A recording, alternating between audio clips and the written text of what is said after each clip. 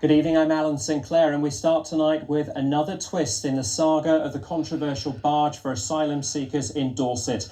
Just days after the first men moved on board the Bibby Stockholm in Portland Port, they're being forced to leave, for now at least. It's because Legionella bacteria, which can cause the potentially very serious Legionnaire's disease, have been detected in the barge's water supply system.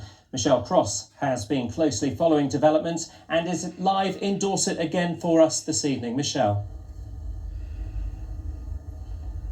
Well, Alan, we're told none of the 39 asylum seekers currently on board the Bibby Stockholm just to your left have fallen ill as a result of this. Now, this type of bacteria is usually found in pipes that haven't been used for some time, and in some cases it can cause a lung infection known as Legionnaire's disease. Now, we've seen a letter to one of the asylum seekers which explains that he's been relocated as a precautionary health and safety measure, that alternative accommodation has been found, and they will have a health check before disembarking. But we've been covering this story since that announcement of a barge to house asylum seekers to cut the cost of using hotels for the government back in April, and we've seen setback after setback, initially over safety concerns, and then on Monday when the first 50 were due to board the barge over safety concerns from the asylum seekers themselves, and all this while the Home Office Minister deemed everything safe. Now, Carolyn Parks is the Mayor of Portland and says it doesn't look good.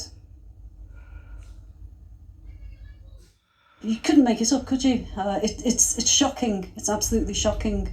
One of the things we were told was that all of the safety systems had all been checked, and now we have this instance where you've got Legionella and people who've been uprooted and moved onto this barge are being uprooted and moved again.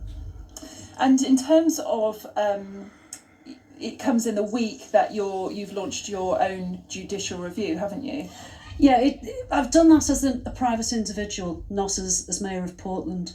Dorset Council had originally wanted to make a legal challenge and then declined to on advice.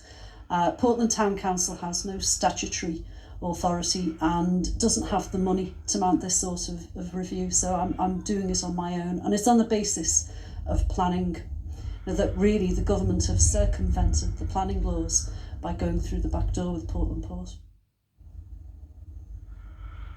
Now, the Home Office continue to stress that the welfare of those in its care is of the utmost priority. The question now is, how much does this push those government plans back? Back to you.